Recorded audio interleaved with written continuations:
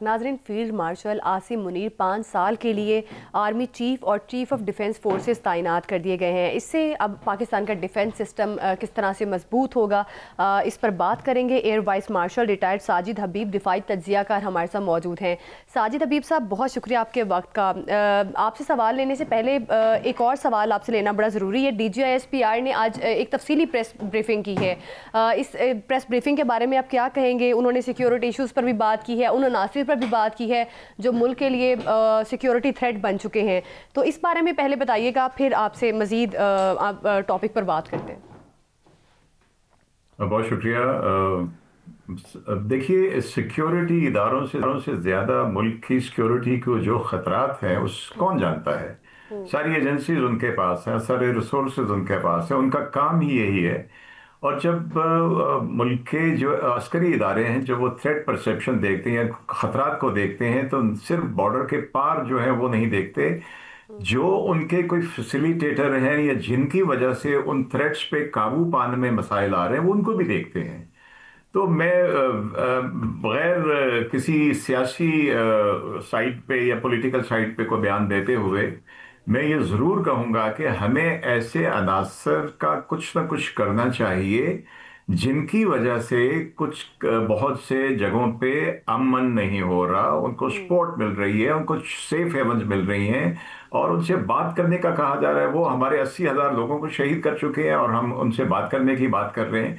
तो जब एक स्टेट ने एक बड़े दुश्मन के साथ हार्ड स्टेट होने का फैसला कर लिया है और दूसरी साइड पे भी कर लिया है, तो जो अंदर है उनको या तो सुधर जाना चाहिए या फिर उनका कुछ ना कुछ करना जो है वो मेरे नजदीक बनता है। ना हो तो अच्छी अच्छा, बात है, समझ एयर में तो मार्शल बेहतर साहब, है।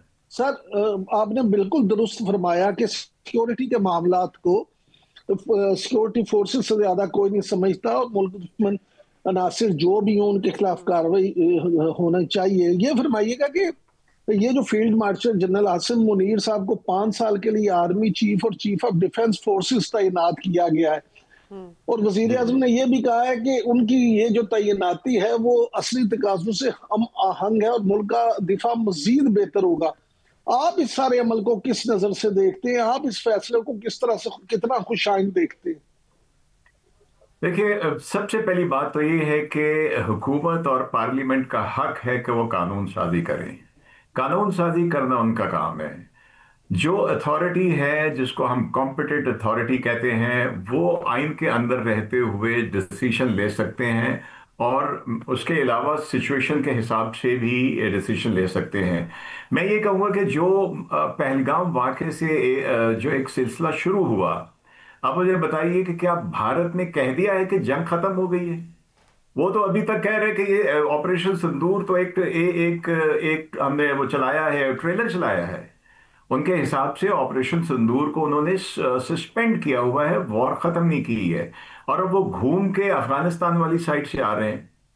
एक तो वजह यह है कि जिसके लिए जरूरी था कि जिन कमांडर्स ने बड़ी सिनर्जी के साथ मार्का हक में बुनियादन मरसूस में इतने बड़े दुश्मन की ठुकाई की है, वो जब तक ये देखिए, दूसरी चीज ये है कि जो ठुकाई की है ये आप सब इसके ऊपर 12 मरतबा बात कर चुके हैं साहब कि ये पहली मरतबा एक मल्टी डोमेन जो जमीन से लेकर स्पेस तक की एक फिजा BVR मिसाइलों के साथ इतनी बड़ी शॉर्ट इंटेंस वॉर लड़ी गई है। तो अभी ये पहली है।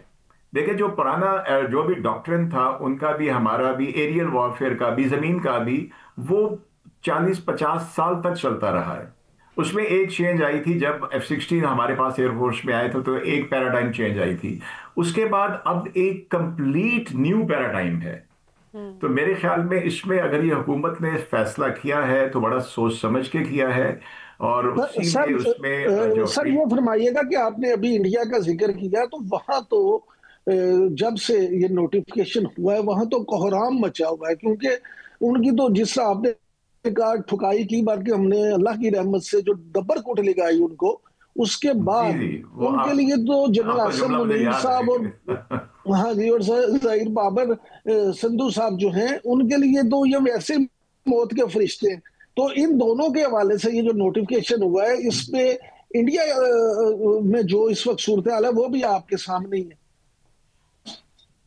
जी बिल्कुल, तो ये तो तस्दीक करती है इस बात की कि जिस चीज से उनको तकलीफ हो रही है, जिस चीज से अगर उनके जो एंकर्स बैठे हैं उनको तकलीफ हो रही है, तो इसका मतलब है कि ये बड़ा एक रास्त इकदाम है मौजूदा सूरत हाल में। और इसलिए मैं समझता हूँ कि ये जैसे air chief marshal Zaheer Babar Sidhu जो हैं, ये जो पिछले 4 साल, 4.5 पौने 5 साल में जो एक चेंज लाए हैं, उसका नतीजा हमने देख लिया। और मैं जाती तौर पे भी इसका विटनेस हूँ, एक एक्स एयरफोर्स होने की बिना के ऊपर वो वेरी काइंडली वो हमें बुलाते रहते हैं, हम देखते रहते हैं कि एयरफोर्स कहाँ से कहाँ पहुँच गई है। तो ये 4-5 साल में तो ये आप यकीन कीजिए, मेरे साथ कुछ और वेटरन भी बात थे जो मेरे से पहले क्या जिन्होंने एयरफोर्स छोड़ी हुई है, वो तो देख के हैरान रह गए कि ये माशाल्लाह कहाँ तक। तो ये एक नई डॉक्ट्रिन को इस्टेब्लिश होने में टाइम लगेगा।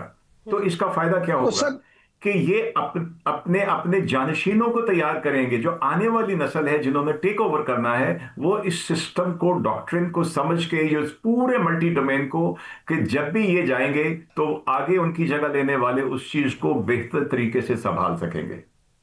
अच्छा sir, being an x air force man, क्या आप समझते हैं कि अब इन नई तब्दीलियों के बाद इंडिया जो है वो पाकिस्तान पे हमले का फौरी तौर पे सोच भी सकेगा? इंडिया को एक तो एक है, हम मोदी के होते हुए कभी एतबार नहीं कर सकते। देखिए, भारतीय जनता पार्टी वाजपेयी वाली में और मोदी वाली में जमीन आसमान का फर्क है। वो भारत के एक तरह के सेकुलर भारत की पार्टी थी, ये हिंदुत्व आरएसएस वालों की पार्टी है।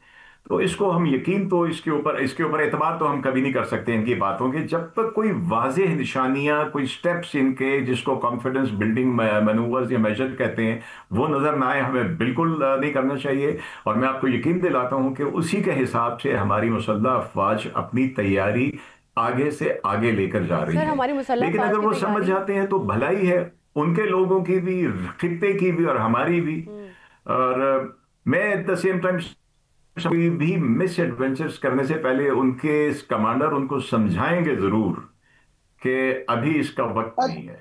सर, भारत तो इस वक्त परेशान अच्छा है सर, ये फरमाइएगा कि अभी कमांडर जो राइज सऊदी फोर्सेस हैं, लेफ्टिनेंट जनरल फहद बिन साउद, उन्होंने जीएचक्यू में field marshal general Asim Munir साहब से मुलाकात की है और खित्ते की सलामती और दो तरफा दिफाई ताउन जो है उसके बढ़ाने के हवाले से भी तबादला ख्याल हुआ है। तो जो पाकिस्तान और सऊदीया का दिफाई वायदा हुआ है, तो आप क्या समझते हैं कि ये जो मुलाकात है ये इसमें मजीद बढ़ोतरी में कितनी मावन साबित होगी?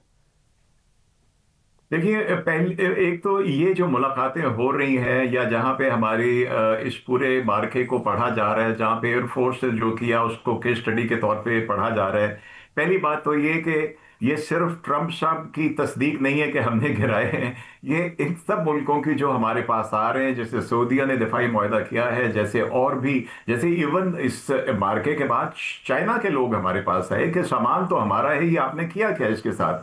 तो ये सारी चीजें एक तो वैलिडेट करती हैं कि हमने जो किया, अल्हम्दुलिल्लाह अल्हम्दुलिल्लाह, वो हमने वाकई किया है। हमने किसी America Indian air marshal, air chief martial की तरह 5 महीने के बाद उठ के कोई बयान नहीं दिया। अभी भी आपने देखा होगा कि अभी जो परसों ग्रेजुएशन परेड हुई है असगर खान अकेडमी रसालपुर में, वहां ने एयर चीफ मार्शल ने खुल के आके ओपनली सारी दुनिया के सामने बताया कि हमने क्या कहा। और उन्होंने ये भी बताया कि ये फील्ड मार्शल आसिम मुनीर और इनकी और नेवल चीफ इनकी एक कंबाइंड एक सिनर्जी के साथ मिलकर तीनों फोर्सेस ने किया है।